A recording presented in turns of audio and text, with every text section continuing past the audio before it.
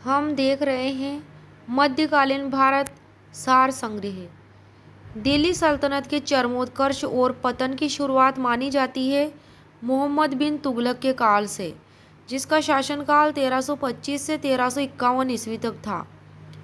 Morocco की यात्री Ibn Battuta ने चीन में उसके दूत के रूप में कार्य किया था। किसके दूत के रूप में कार्य किया था? मोरक्को के यात्री इब्न बतूता ने मोहम्मद बिन तुगलक के। नेक्स्ट पॉइंट है, किसानों को बेहतर फसलों की खेती करने हेतु प्रेरित करने के लिए ऋण, जिसे तकावी कहा जाता था, उस ऋण को प्रदान करके कृषि को बढ़ावा देने वाले एक अलग विभाग दीवाने अमीर कोही की स्थापना की थी। तो वो की थी मोहम्मद बिन तुगलक ने। किसकी स्थापना की थी? दीवान अमीर कोही। अयोग्य और भ्रष्ट अधिकारियों के कारण यह पहल विफल रही। कौन सी पहल विफल रही? दीवान अमीर कोही। हिंदुओं और जैन विद्वानों को संरक्षण दिया था मोहम्मद बिन तुगलक ने। एक सांकेतिक मुद्रा शुरू की जो चांदी के टंका के बराबर मूल्य के कांसे के सिक्के थे। उसने तांबे की मुद्रा भी शुरू की थी, लेकिन दोनों को वापस ले लिया, तांबे की को और कांसे की को। कब? 1329 में, क्योंकि इसके परिणाम स्वरूप जालसाजी और मुद्रास्फीति में वृद्धि हुई। इस कार्य से किसने किया था? ये मोहम्मद बिन तुगलक ने। नेक्स्ट पॉइंट है, चीनी घुसपैठियों को रोकने के लिए कुमाऊं की पहाड़ियों में कराचिल अभियान, जो 1333 ईस्वी में किया गया था, शुरू किया। किसने किया था कराचिल अभियान शुरू? मोहम्मद बिन तुगलक ने। क्यों किया था? चीनी घुसपैठियों को रोकने के लिए। मोहम्मद बिन तुगलक के शासनकाल के दौरान दक्षिण भारत में राज्यों का उदय हुआ और मदुरई में 1335 ईस्वी में जलालुद्दीन शाह के अधीन हुआ। दक्षिण भारत के राज्य थे मदुरई, इसका उदय हुआ। और विजयनगर में 1336 में हरिहर और मुक्का के अधीन उदय हुआ। शासनकाल का किसके टाइम पे? मोहम्मद बिन तुगलक के टाइम पे। और किसका उदय हुआ मोहम्मद बिन तुगलक के टाइम पे? तो वारंगल का 1336 ईस्वी में कन्हैया के अधीन, और बहमनी साम्राज्य का 1341 से 1347 हसन गंगू के अधीन।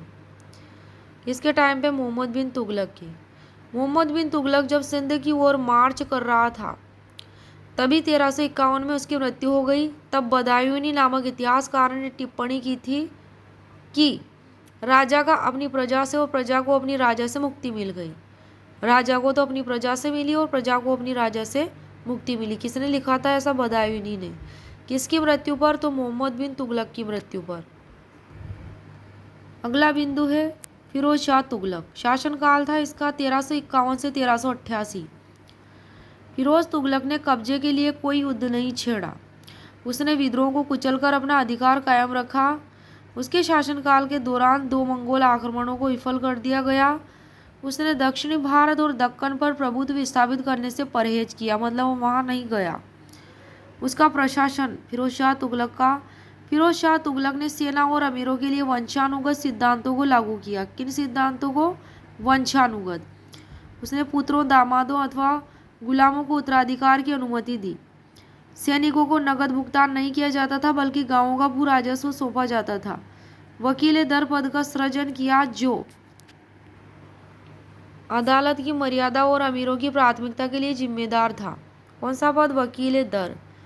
फिरोज शाह तुगलक ने एक लोक निर्माण विभाग बनाया, जो फतेहाबाद, हिसार, फिरोजपुर, चौथा जौनपुर और 5वां फिरोजाबाद शहरों में निर्माण कार्य के लिए जिम्मेदार था।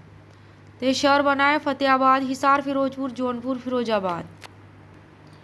किसने बसाए थे शहर? फिरोज तुगलक ने। उसने 5 नहरों का निर्माण करवाया, जिनमें सतलज नदी से हांसी तक एक नहर और दूसरी यमुना नहर शामिल थी। उसके शासनकाल के दौरान अशोक के 2 स्तंभ दिल्ली लाए गए। एक मेरठ से लाया गया और दूसरा टोपरा से लाया गया। भारत में फलों की गुणवत्ता में सुधार को प्राथमिकता दी गई और दिल्ली के पास 1200 बगीचे लगाए गए। फिरोज शाह तुगलक के टाइम पे बड़ी संख्या में गुलाम एकत्र किए गए और गुलामों के लिए एक विभाग दीवाने बंदगान की स्थापना की गई थी। फिरोज शाह तुगलक के टाइम पे गुलाम ये हस्तशिल्प काम करते थे, हस्तशिल्प का, और अंगरक्षकों के रूप में भी काम करते थे और व्यक्तिगत सेवाएं भी प्रदान करते थे। फिरोज तुगलक ने गरीबों के लिए अस्पतालों की स्थापना की जिन्हें दारुल शफा के नाम से जाना जाता था। दीवाने खिरात गरीब लड़कियों की शादी में मदद करता था। कौन सा विभाग? दीवाने खिरात। नेक्स्ट पॉइंट है, फिरोज तुगलक ने दो नए सिक्के चलाए, एक तो अद्दा और दूसरा बिख। अद्दा एक जीतल के 50% के बराबर होता था, बिख एक जीतल के 25% के बराबर होता था। फिरोज तुगलक ने जजिया कर को एक अलग कर के रूप में लगाया था। उसने इस्लामी कानून द्वारा स्वीकृत 4 कर लगाए। कितने कर लगाए? 4 कर। तो कौन कौन से लगाए? उनके नाम है खराज जो भूमि कर होता था, खम्स युद्ध में लूटी गई संपत्ति का 1/5 भाग होता था, जजिया कर हिंदुओं पर धार्मिक कर होता था, जक़ात मुसलमानों की आय का 2.5% जो मुस्लिम प्रजा के कल्याण व उनके धर्म के लिए उपयोग किया जाता था। इस प्रकार के कर लगाए थे। फिरोज तुगलक शर्ब यानी कि सिंचाई कर लगाने वाला पहला सुल्तान था। स्थापत्य कला और साहित्य किसके टाइम की? फिरोज तुगलक के। उसने अपनी आत्मकथा फतवाद फिरोज शाही फारसी में लिखी। उसी के टाइम पे जियाउद्दीन बर्नी ने लिखी थी उसके बारे में, फतवाएं जहांदारी और तारीख फिरोज शाही। नेक्स्ट पॉइंट है, फिरोज तुगलक पहला शासक था जिसने हिंदू धार्मिक कृतियों का संस्कृत से फारसी में अनुवाद शुरू करवाया। हिंदू धार्मिक कृतियों का क्या करवाया? संस्कृत से फारसी में अनुवाद, ट्रांसलेशन करवाया। फिरोज तुगलक ने अपने चचेरे भाई मोहम्मद बिन तुगलक की याद में जौनपुर शहर की स्थापना की थी। चचेरा भाई था मोहम्मद बिन तुगलक किसका? फिरोज तुगलक का, और उसी की याद में उसने जौनपुर शहर की स्थापना की थी। मोहम्मद बिन तुगलक को जोना खान के नाम से भी जाना जाता था। नेक्स्ट पॉइंट है, फिरोज तुगलक ने दिल्ली में कोटला किला बनवाया। कौन सा किला बनवाया? कोटला किला। फिरोज तुगलक की मृत्यु 1388 में हुई थी। फिरोज तुगलक का मकबरा नई दिल्ली में हौज खास परिसर में स्थित है। फिरोज तुगलक के बाद के शासक कमजोर थे। तैमूर यानी कि मंगोल सरदार ने 1398 ईस्वी में उत्तरी भारत को लूटा था।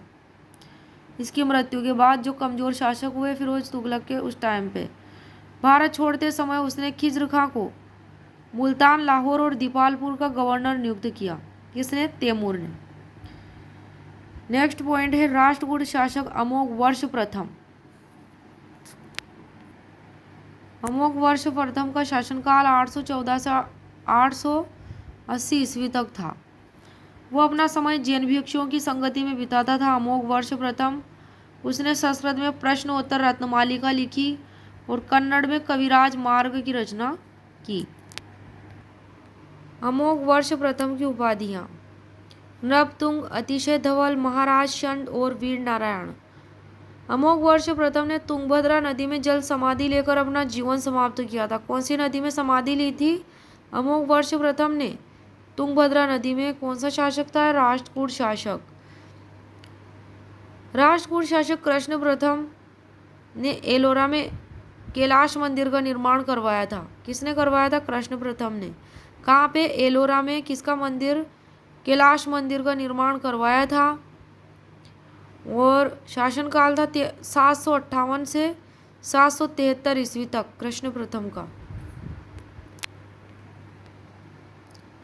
नेक्स्ट पॉइंट है, नेरों का निर्माण कराने वाला पहला सुल्तान था गयासुद्दीन तुगलक। कौन था? गयासुद्दीन तुगलक। गयासुद्दीन तुगलक का मूल नाम गाजी मलिक था। गयासुद्दीन तुगलक तुर्कों की करोना जनजाति से संबंधित था। कौन सी जनजाति से? करोना जनजाति से। दिल्ली के तुगलकाबाद किले का निर्माण गयासुद्दीन तुगलक ने 1321 ईस्वी में करवाया था। नेक्स्ट पॉइंट है, मोटूपल्ली। यह काकतियों का प्रमुख बंदरगाह था। मोटूपल्ली वेनिस यात्री मार्को पोलो इसी बंदरगाह पर आया था, मोटूपल्ली बंदरगाह पर। देवगिरी के यादव वंश का अंतिम प्रसिद्ध शासक रामचंद्र देव था, जिसने अलाउद्दीन खिलजी के आक्रमण का सामना किया था। किसने किया था अलाउद्दीन खिलजी के आक्रमण का सामना?